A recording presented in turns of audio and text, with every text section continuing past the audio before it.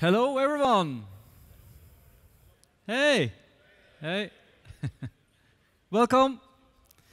This session is called Everything You Need to Know about Microsoft Teams and how Office 365 groups are used.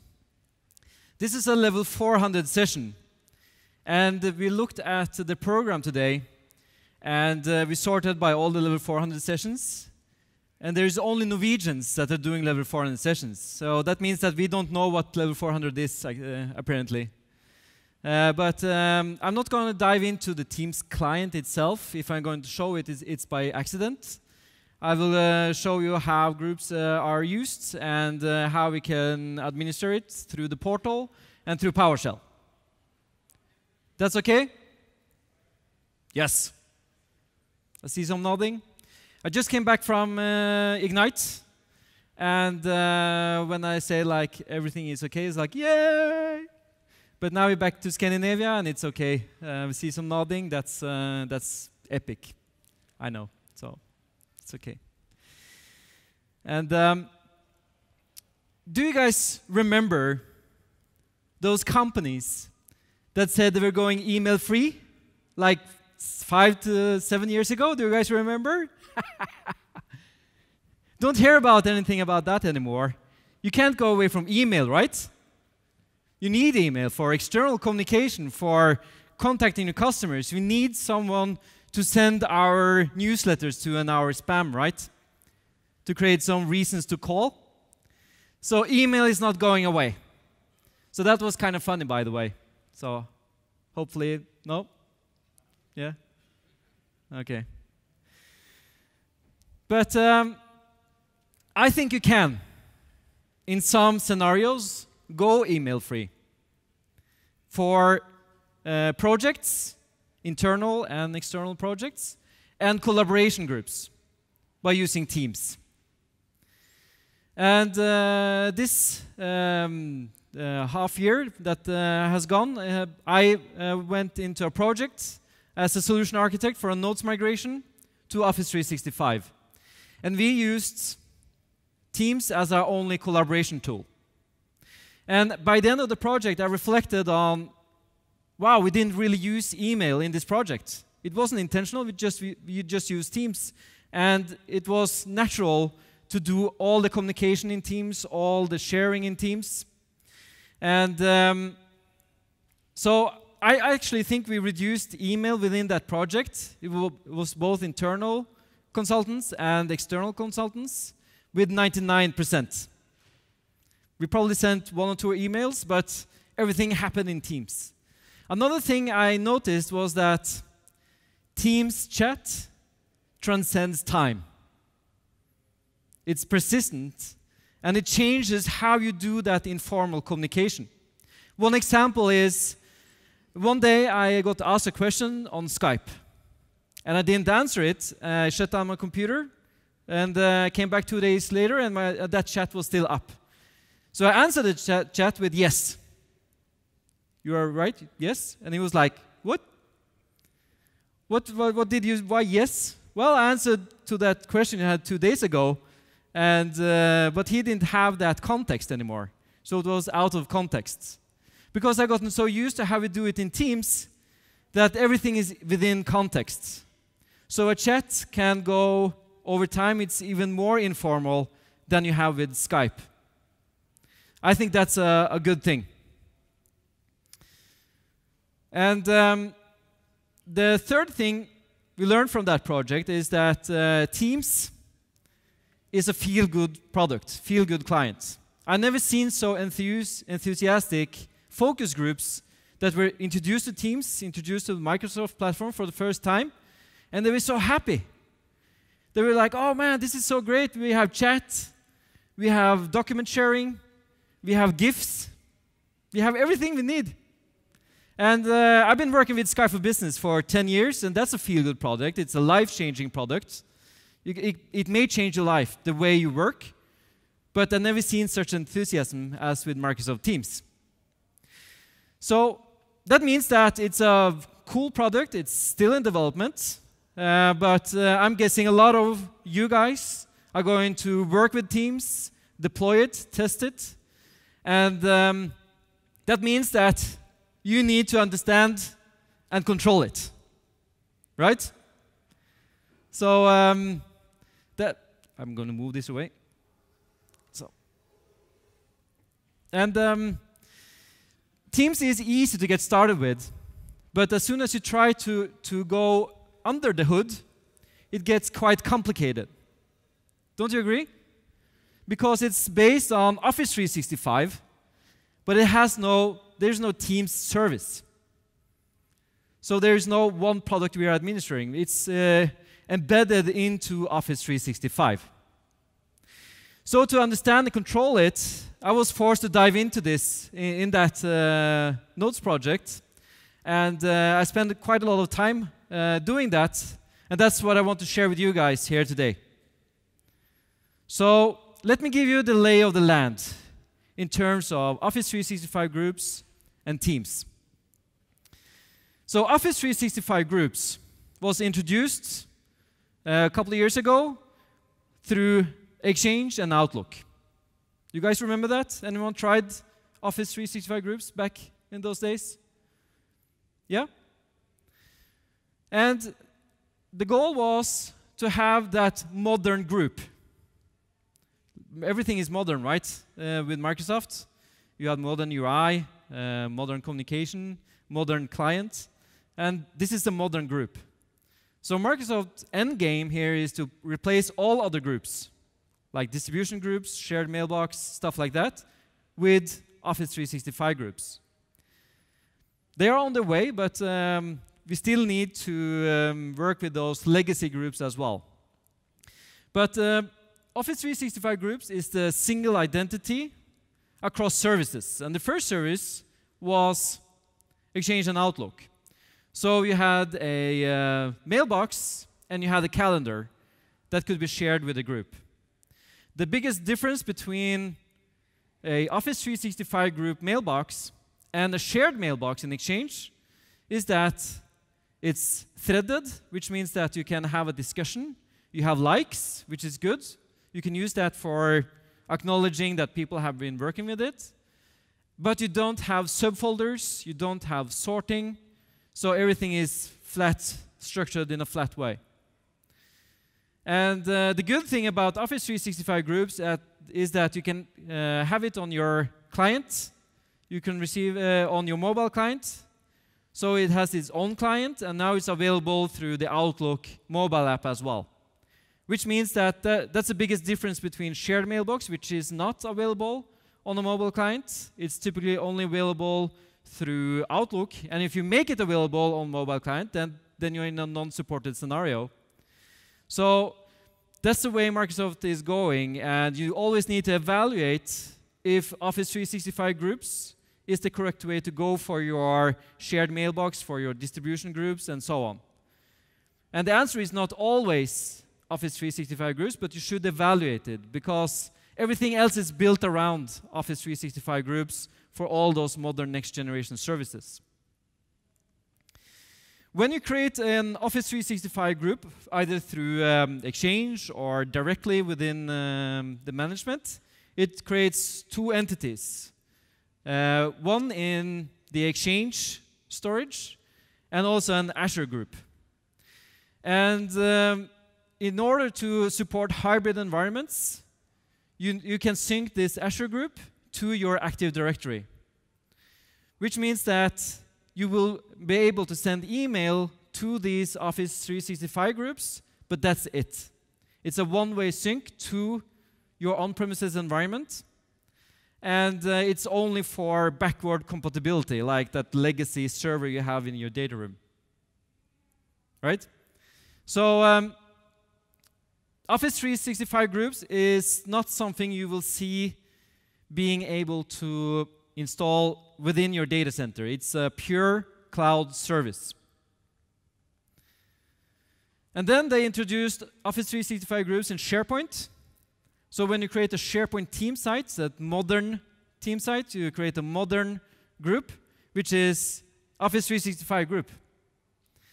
And SharePoint uses access rights not from the Exchange equivalent, but from the Azure equivalent to give permissions to folders, to files, and so on. And then Planner was introduced. That's also based around Office 365 groups in terms of giving access to Planner, tasks, and so on. And then came Teams. So Teams was introduced in preview about a year ago in November. And Teams relies on Office 365 groups to access the core services within Office 365, which is Exchange, SharePoint, and of course, Skype is in there as well. So Teams uses that team created in Exchange as a group. So the group you create in Teams is actually an Outlook group, which is an Office 365 group, and accesses that shared mailbox, that calendar, and it's the same set of members. So a big part of Teams is also sharing files. And when you share file within a channel, that goes through the Azure Active Directory group, which then give access to SharePoint. So as soon as you go into Teams, click on Files, and start storing files there, that goes straight into a modern team site in SharePoint. It's not a new place to store stuff. It's in SharePoint. It's a modern team site. And you have all the mechanisms around that as you already have. Like OneDrive sync, like tags, and so on. And then for Planner, you can access that through Teams as well. That goes through the Exchange equivalent. So when you dive into this, and I was in the preview, and it's a service that is not coherent, which means that a Teams site in SharePoint is not created before you try to store a file. So when you create a group, it doesn't necessarily create the SharePoint site, doesn't necessarily create a OneNote notebook. It does it when it has to. The same with Planner, the same with the other services. And that is something you need to be aware of as well. And then you can also talk to Skype for Business through Teams. And that's not a group setting, it's a user setting. So it inherits your user policies, your user features, and today you have some kind of presence integration, which isn't great. Which means that you should have the same presence within your Skype and Teams, but the synchronization is not that great. But Microsoft is introducing something called unified presence, which will make that integration better. But Teams and Skype is a one-to-one relationship today. So when you are able to chat with Skype users, that is an end-user feature, and based on the end-user's Skype for Business settings. Also, when you share a file in a one-to-one chat in Teams, that is going straight to your OneDrive. So you have two types of chat in Teams. You have that channel chat, that public chat that everyone can contribute to. And then you have private chat, one-to-one or in a group. When you share something there, that goes into your OneDrive, and it's automatically shared with those users you are sharing it with. And regarding the Skype integration, Microsoft released the roadmap for Skype integration into Teams, telephony, voice, a lot of features. And Martin is going to talk about that in his session later today. So check that out. I won't dive into it in this session. So this is the overview of how Teams uses the other services. And this is like a next generation client, which uses the basic services within Office 365, but we will see more and more services like this that uses Office 365 groups to use the basic services within Office 365 in a broader scale. So if you look at what's Office 365 groups and what's just external clients, you see within the red square, you see what is actually based on Office 365 groups. You have Planner, Exchange, SharePoint. And then Teams and Skype for Business is end-user clients. And Yammer also is an external service. So if you look at all the features you have for each service, you see for Skype for Business, we have conversation history, Skype meeting broadcasts, voice and video, online meetings. For Teams, we have chat, one-to-one, one-to-many channel. You have voice and video. You have channel files. You have user pictures, notebooks in OneNote. You also get to do telephony in Teams. And you also have that meeting tab where you can join meetings. Exchange has, of course, the user's mailbox, the calendar, but it also stores the group mailbox and group calendar. And SharePoint stores OneDrive files. It stores sites, lists, and libraries, the Office 365 video portal, group files from in Office 365 groups, and the group notebook. And then you have some features in Planner and in Yammer. Yammer also now can use Office 365 groups to store files and as a group entity. So let's look at where they're actually stored, right? Because that's also important in terms of understanding when working with all these different products. Where do we actually find the different files, folders, settings? So if you look at Planner, task comments and attachments are stored in Exchange and SharePoint. So, which means that from a compliance point of view, you will find it within Exchange and SharePoint. So you don't have to have extra compliance for Planner. Of course, you have the tasks themselves, the buckets that's stored in Planner. That's probably, I'm speculating here, that's probably a Azure blob service, like blob over there in Azure. Something you don't have access to. Yammer stores group files and uses the group notebook when you have integrated Yammer with an Office 365 group, instead of storing it in a separate space. Which means that you don't have to have an extra storage for files when using Yammer. You can use the unified storage in Office 365 groups, which is SharePoint. Then you have Teams. Did you guys see that? So nothing is really stored in something called a Teams service.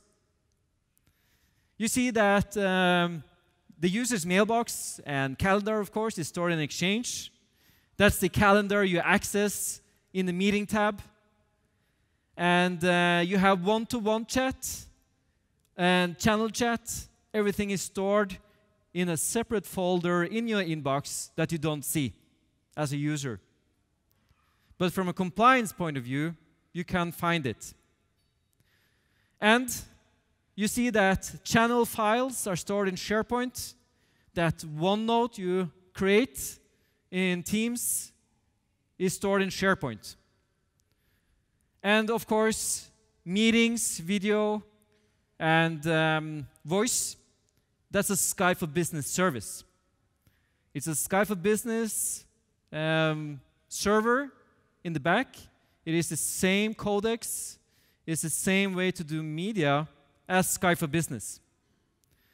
It's actually running on the next generation Skype for Business server that Microsoft has built from the scratch in Office 365, which is now what they are migrating to when they are doing voice and video and telephony in Teams and Skype. So you probably heard that Skype is moving towards Teams, that doesn't mean that Skype is going away. It only means that Teams can also do Skype. So you can still do Skype if you want to do that. And then you see Skype also stores stuff other places. That's, of course, the mailbox and calendar. That meeting tab, that's an Exchange integration. You pick it up from Exchange. So you see that most of the services are either, if it's real-time communication, it's Skype.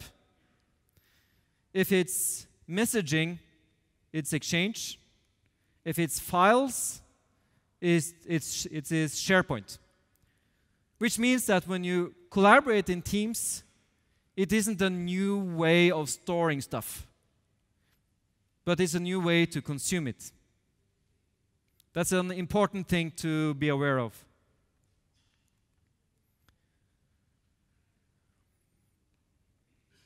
So, in terms of licensing, for Exchange, what is required is Exchange Online, either Plan 1 or Plan 2. If you're doing hybrid, you need to have Exchange Server 2016 with CU3 for getting that meeting tab and profile pictures.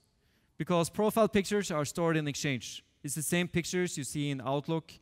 It's the same Exchange pictures you have that you always have had. From a Skype for Business point of view, in order to integrate and do that unified presence, you need Skype for Business Plan 2.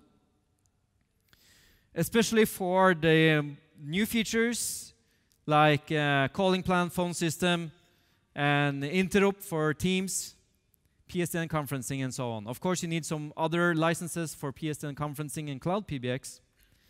But the core license is Skype for Business Plan 2. For SharePoint,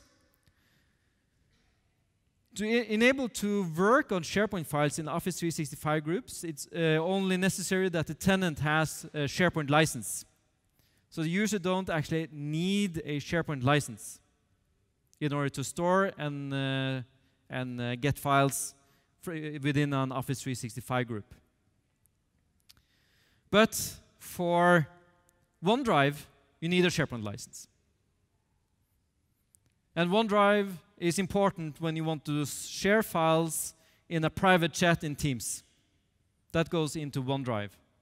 Your personal OneDrive, and it's been shared with that person.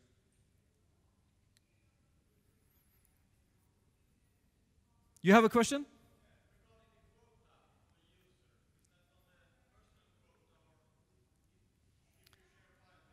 Yeah, so that's in the OneDrive quota. So it goes actually into a folder into your OneDrive. So you'll actually see a new folder the first time you share your file. So yeah, and the question was, where is the quota? And it's on OneDrive. It's the same OneDrive quota.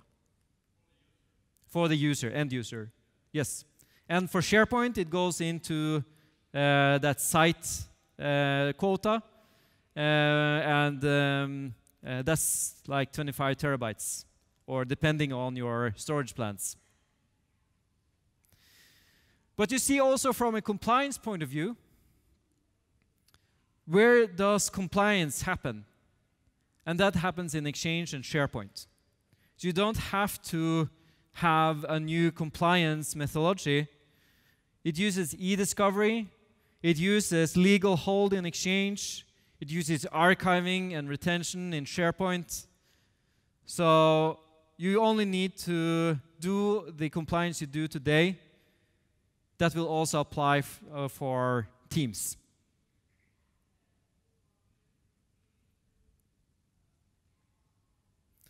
So for optimal user experience, all users and identities should reside in Azure Active Directory. All user mailboxes should be homed on Exchange Online. You can do hybrid, but it's better if you're online. All users should be assigned a SharePoint license, because then they can do OneDrive, and they should be enabled for OneDrive for Business. All users should be enabled for Skype for Business Online Plan 2.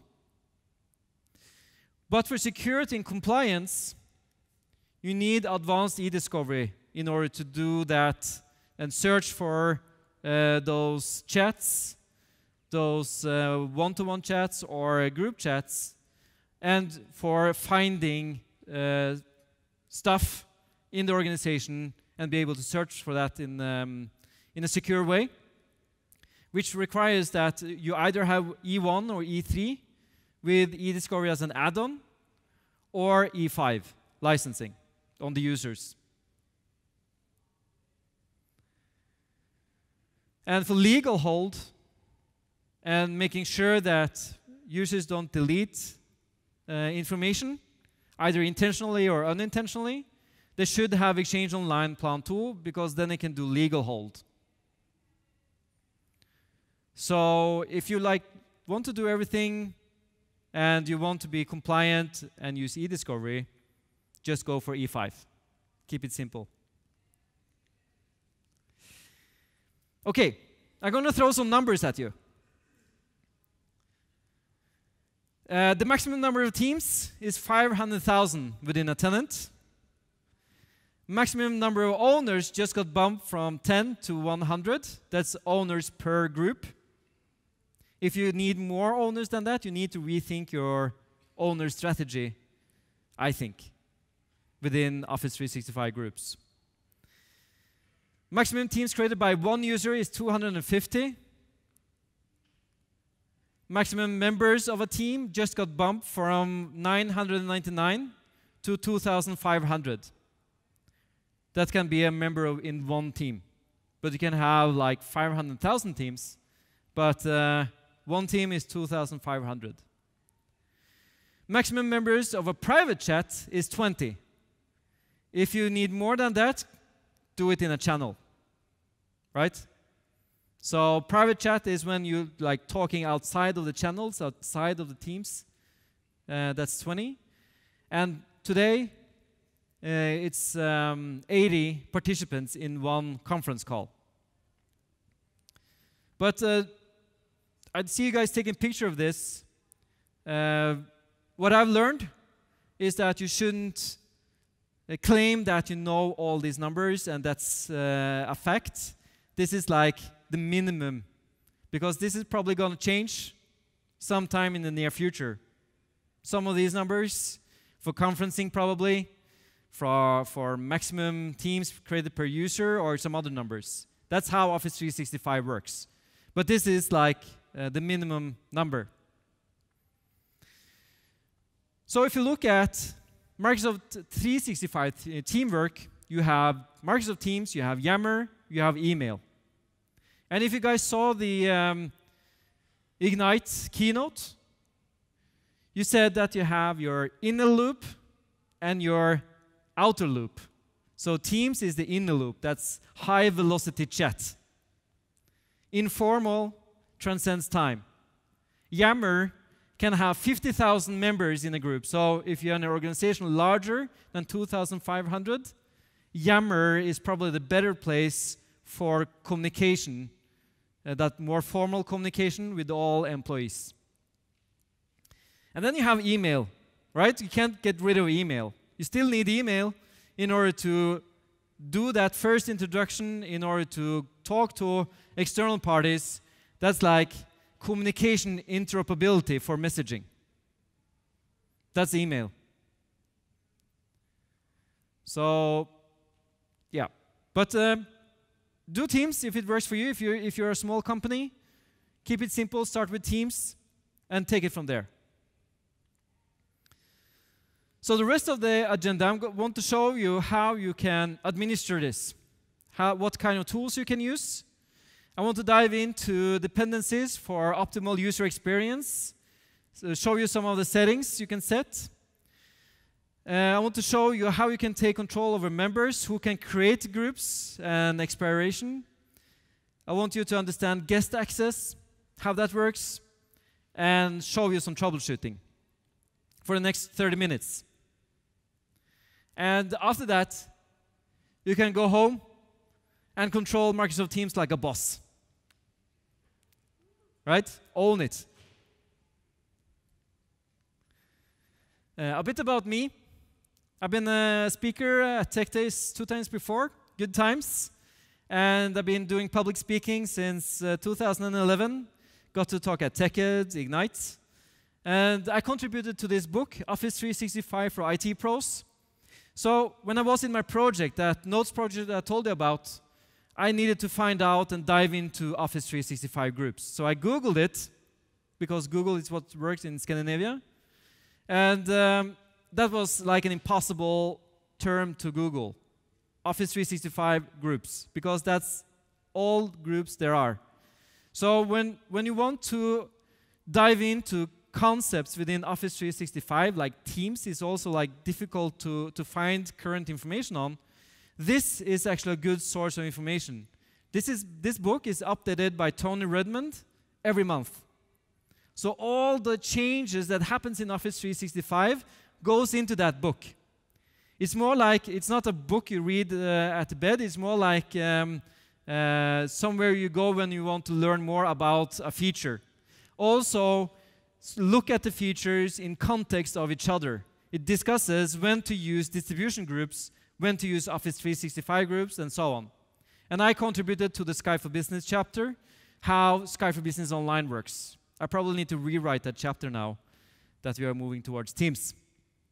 But it's where I actually got my information in the first place. So, totally recommended. It's an online book only.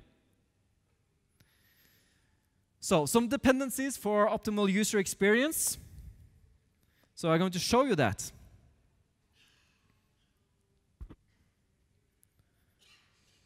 So, I'm signing into my portal.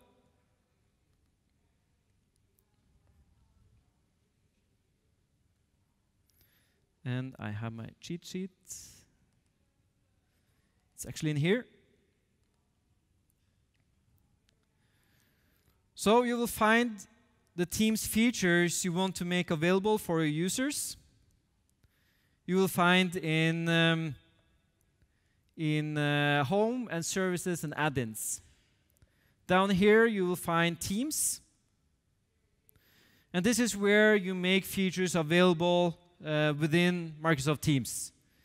So, in general, you can hide or show organizational chart, which is actually quite visible within Teams. If you've been using it, show it. If you're not using it, you should hide it.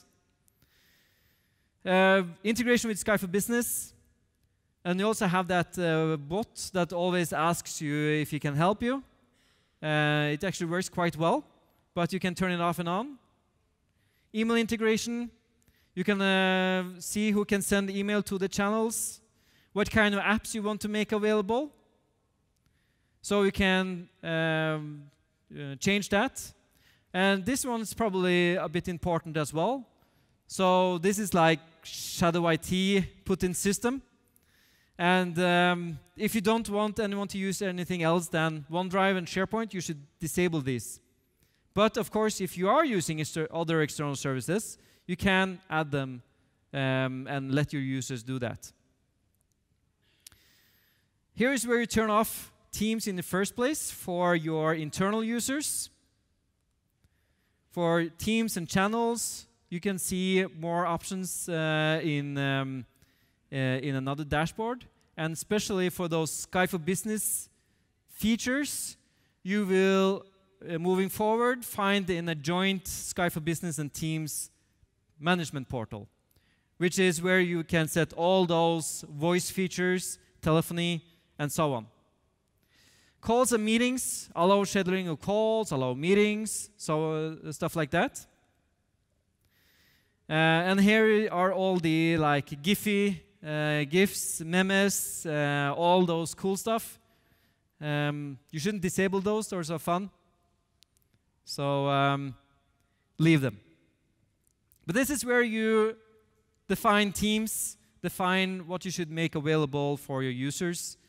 I haven't found any use for like limiting this, but of course if you have an organization that needs to have more control or what's happening within a team, here's where you do it. There is no PowerShell commands for this at this point of time.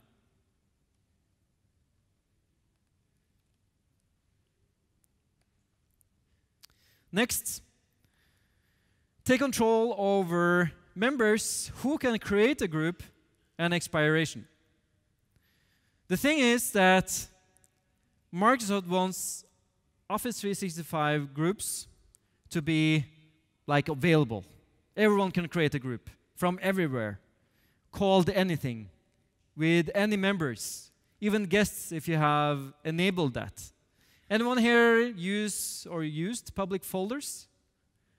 That was like the same thing. You like let loose on the users, do it, and they created all sorts of groups, great stuff. But when you try to take control over it, it was next to impossible.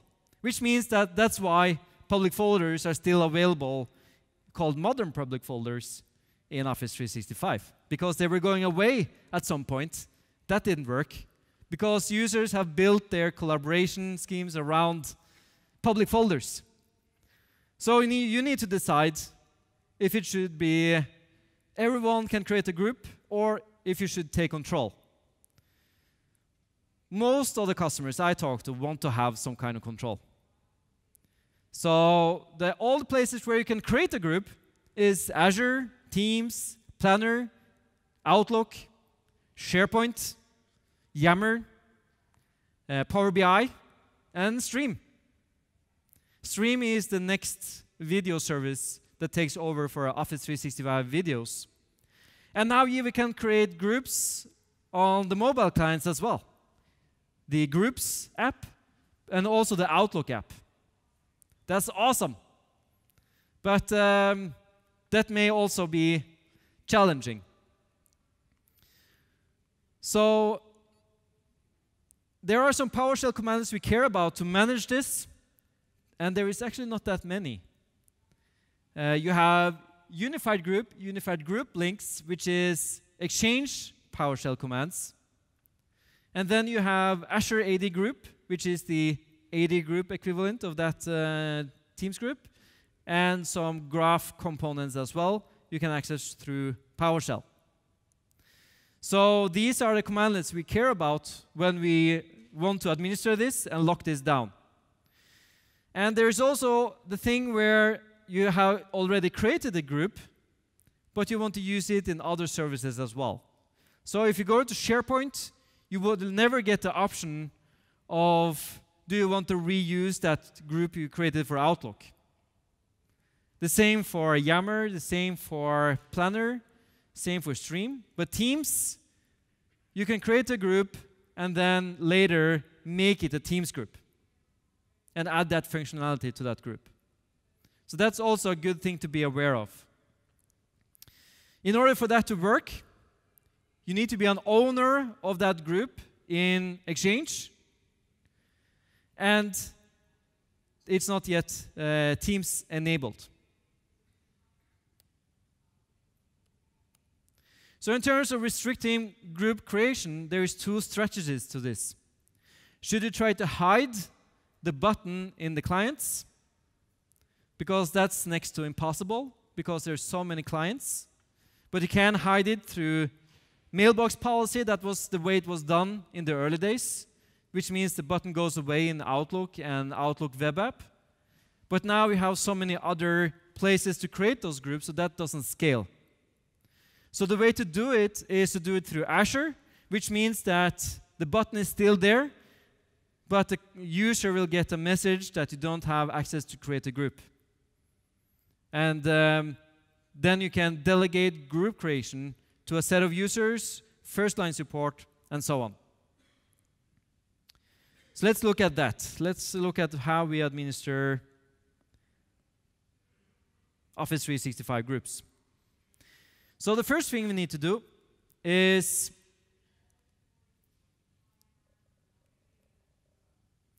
look at how we can create a group, look at the members, and so on. For that, we need to log on to Exchange Management. We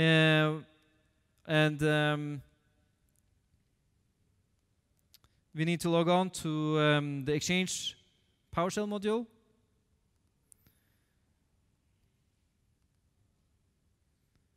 And import the commandlets. So that's the first thing. That's where we will start.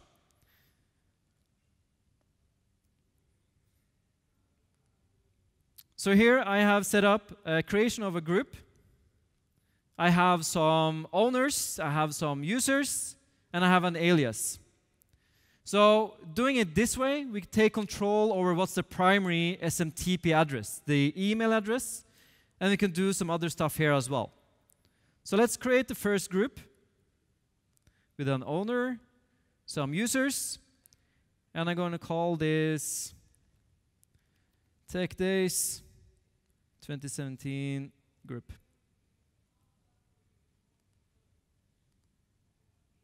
So we do new unified group, which is the way to create an Office 365 group. And it gets created. But there's one more step here, because if it's going to be used for Teams, you probably want to hide that SMTP address from your global address book in Outlook. Because what you send into that email does not show up in Teams. That goes into Outlook. But if it's primarily a Teams group, users don't have a way to check emails in that group. So preferably you should hide it from the global address list. And you can check using the get unified groups link, check the members in that group. So we have a couple of members, and right now we have one owner. So I want to add a couple of more owners here. The first thing we need to do is to add them as a member. So I need to use my owner object, add them as a member to the group, and then make them owner.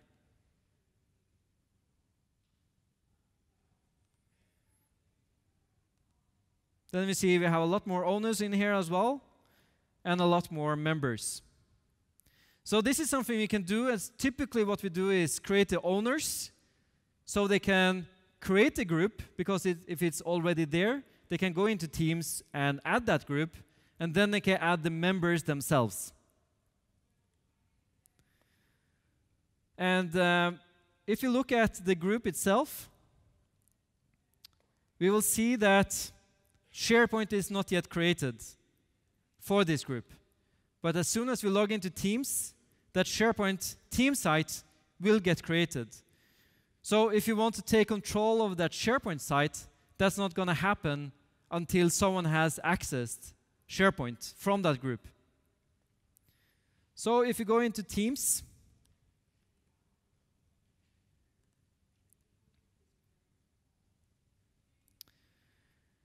and you go to Add Team, create a team, you will see that if you are owner of some groups that are not already a Teams group, you will get the option to add Microsoft Teams to an existing Office 365 group. And here's our TechDays 2017 group, and you can enable it for Teams. So that's a more structured way, maybe, to enable users to use Teams and take control. From here, if you're an owner, you are able to add members. You are able to administer the group, but we have control over how it gets created.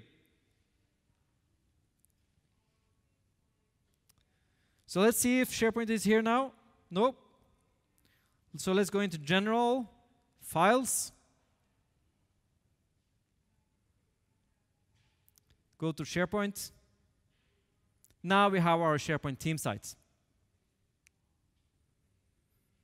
You see it's the same members, and it's based in SharePoint. So if you go and check, now you should have had the URL. The thing is also, when you go into the web UI, you also are able to browse around. So here we have in Norwegian gruppesamtaler, which opens Outlook and the group in Outlook. And you have some members, you have some action here as well. And from here, you can actually go to Planner as well. So when the users are starting to like familiarize themselves with this, they can like go around using groups in all the different platforms. But the members are the same. So that's why that team will also show up in Outlook. We can also delete the group. And when we delete it like this, it gets put on hold for 30 days. After that, everything is gone. So be aware of that.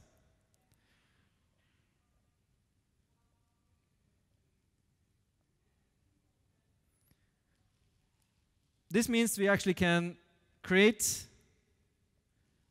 the group again. But I had another group here. Where did group creation?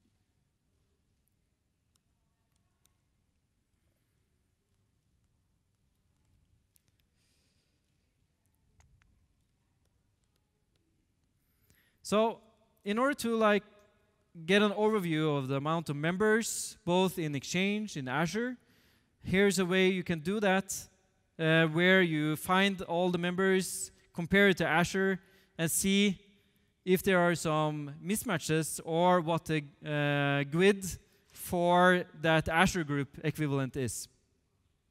So this worked out great. And it says I need to connect to Azure AD because we need Azure AD connection. And the thing is, when you're working with Azure AD PowerShell today, you need to make sure you have the latest Azure model. So preferably you should uninstall the version you have today, but it also works if you're doing a force install of the module. And it's quite easy to install the latest Azure model. It's only install module, Azure AD Preview. That's where the commandlets are. So this makes sure I have the latest version.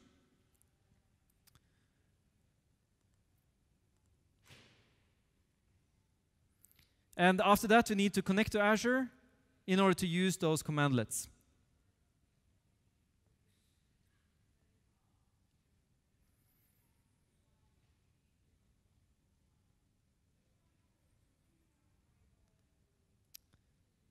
So I already have it. Let's connect.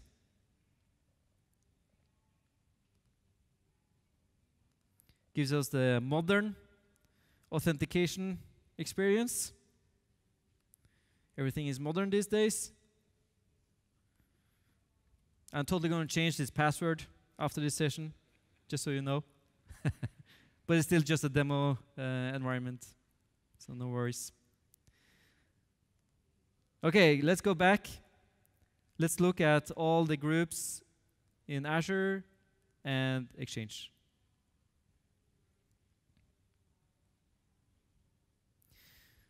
So here you see, this is just a way to just get an overview, get a feel for it, and you will see that it's the same amount of members that get synced over from Exchange to Azure. You will find the same set of members, and you will see the Azure Active Directory group, GUID.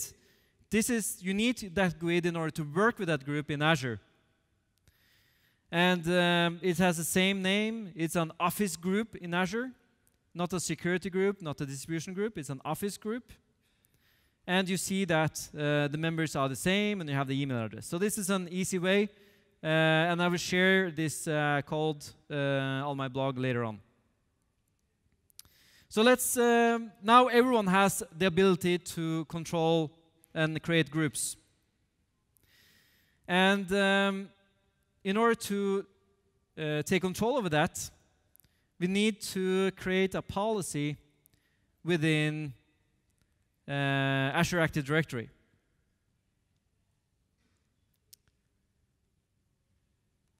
So we need to create a template and add that.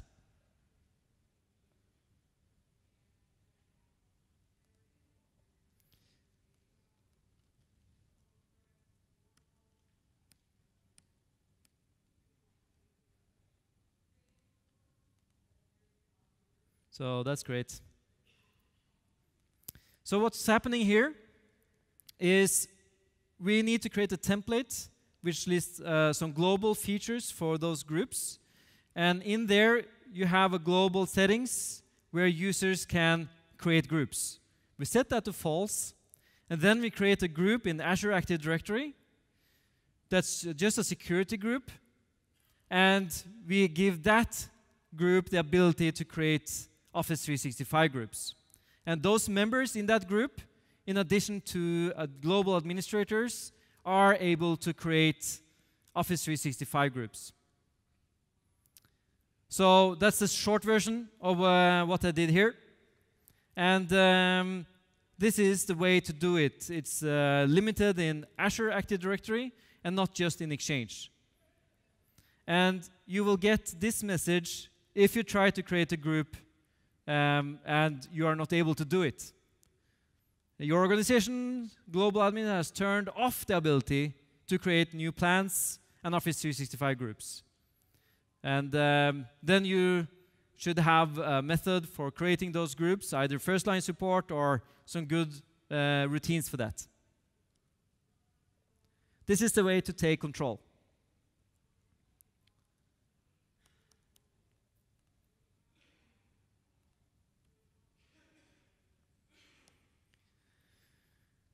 The synchronization between if you add members in Azure Active Directory group and syncs with Teams, that happens every 15 minutes, but the SLA is 24 hours.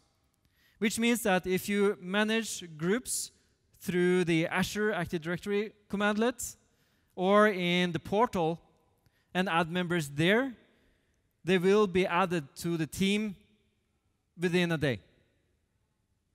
That's good to be aware of, so that you don't try it right away because the user will not be there.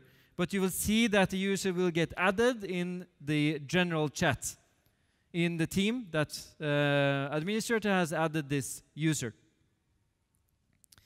So you can change members, you can change properties, and both on the user and group, and you can delete. That's good to know. But I also want to make you aware of that stuff is happening with the manager attribute and groups. Because this summer, Microsoft wanted to, okay, if you have a manager, we should create an Office 365 group for every manager in the company. Because the chances are that the users that has the same manager are doing some collaboration. So let's create thousands of Office 365 groups automatically without asking the tenants. Was that a good idea? So that got stopped. And, but the setting is still there. So when Microsoft decides to do that, you can take some precautions in order to do it in a controlled way. It's a good idea, but a lot of organizations don't use the manager attribute correct. There's a lot of ghost users in those settings, users that's not deleted in Active Directory, but still have the same manager. You have your old manager when you move department, and so on and so forth. So you need to clean that up before you do something with that. But they did introduce something for Skype for Business, and that's still in there, which means that all your coworkers that has the same manager gets added to a Skype group within your Skype client. And the best part is that you have presence, tag for presence change on those users automatically. How awesome is that? So all those users, maybe ghost users, other users probably you don't care about, you get notified when they are available. Yay! That didn't create any noise in the organization at all. And it took some time to find out as well. And if you first have gotten in this situation, the users need to change this themselves. So if you are evaluating to move to Skype for Business, migrating from on-premises to online, or starting to use Skype for Business online, make sure you disable this. It's easy to disable for Exchange. It's under get organization config. So I have set it to false, and by default today it's false, but the setting is there, which means it will create an Office 365 group for every manager in your organization if you have used that attribute. But to set it to false, you have direct report, a group, auto create, enable. It's a good feature, but maybe not. Also, I found focused inbox. How many loves focused inbox here? I love it. Focused inbox in Outlook. Is it only me? You can turn it off here. Yay. So that's a nugget. And for Skype for Business, you do it under policy configuration, and this is on today by default in your tenant. Turn it off. Gonna create a lot of noise. So in terms of removing an Office 365 group, you do that through remove unified group. I did that. But you can also hard delete it. That's something you do in Azure. But you can recover as well. And recovery is quite easy. You can find them, all the deleted groups. There's something wrong in my Azure. I think I destroyed it. And you can restore it. There's some good guides on this on the internet. But if you run this commandlet, remove Azure AD ms delete directory object, then it's gone. It's purged from your environment. You will never be able to restore the content. And in order to, what's get restored is Azure AD object, Exchange Online mailbox, SharePoint Online team site, Planner, Teams chat, unified group objects, and Yammer settings. But you should think about when you are archiving Office 365 groups. And here's a way to do it. It's just an example. It's just a suggestion that you remove the members, remove the owners, add a compliant officer as an owner and a member, change the email address, and hide it from the global address book.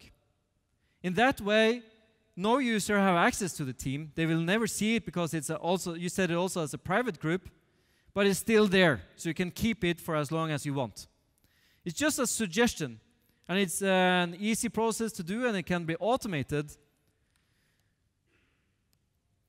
And you can combine it with group expiration policy. This is something that's on its way into Office 365. It's in private preview today. But it will archive and delete groups if they're older than 12 months or the date you set. If there is activity, but the activity report is not complete. So you probably should create your own routine around that. But the group expiration policy will notify owners 30 days before expiration, 15 days, and the day before the group gets deleted.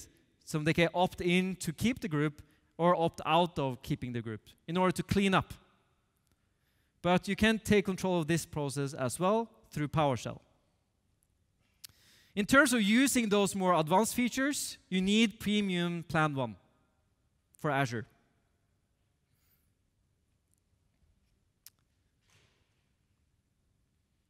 I'm going to spend 1.5 minutes on guest access.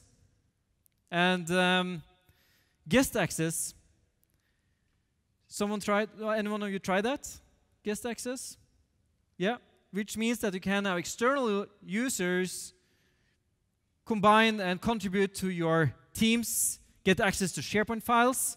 What happens is that you actually create an Azure Active Directory object. Which means you can add them to the Office 365 groups object. You can add them to the team. And you need to be aware of, they will get access to all content within that team. So everything that's stored prior, everything that's talked about prior to them joining, they will get access to. because it's the entire team that has access to all this material. All the bots, all the SharePoint sites, OneDrive shares, and they can contribute into the team. So the short version about guest access is you can set it on the Teams settings, you can set it on SharePoint settings, you can set it in Office 365 group settings, and you can set it in Azure Active Directory. So it's on everywhere else but Teams. So you need to actually enable that for Teams. And that's here. If you go into Teams, you choose it here, guests, enabled for Teams. If you do that, guest access is actually on. You can also add conditional access for guests. So if you create a group in Azure Active Directory, a security group, that contains all the guest users, can be a dynamic group. Then you go into Intune, you go into policies, and you add conditions to that group. When they use Teams, when they are accessing from that group, they should do multi-factor authentication to make sure that their identity is taken care of. So even though they don't use that themselves in their own tenant, they're going to use it in your tenant. That's cool, right? So you need EMS and Intune for that, but that's an option. In terms of troubleshooting, that's a new area. There are some logs you can look into. You have web logs and desktop logs, and then you have the media stack. The media stack works just as it does in Skype for Business. So web logs is where you see client activity, what kind of policies get applied, and that's under download. It actually goes into your download folder when you press Ctrl-Alt-Shift+1. So if you go into Teams, Ctrl-Alt-Shift and 1, you see we got the log. And we can see stuff. It's quite new yet. I haven't seen much sessions on how to read into this, but if you want to dive into what happens, here's the way to do it. Same for client logs and sign-in, and you can capture the sign-in process through Fiddler. So everything is HTTPS based, so you can capture that. It requires that you trust the certificate that's being used, or you can use Charles Proxy. So that was dependencies for optimal user experience, how to take control. There's not that many commandlets, so it should be possible. We looked at guest access and the logs, where they are. The roadmap for what's coming into Office 365 groups is available on Fast Track. And yesterday, Microsoft added all the next 9 months of Skype for Business features that's coming into Teams as well. But expiration policies, specific terms and conditions for guest access, multi-geo for storing SharePoint and Exchange files, that's on its way. But naming policy, expiration policy is rolling out today. So now you have some basis to go home and control Microsoft Teams like a boss. Yeah? In PowerShell, in the portal. So thank you. Most of the examples I use here today are actually in this book. So I really recommend it. And have a great day.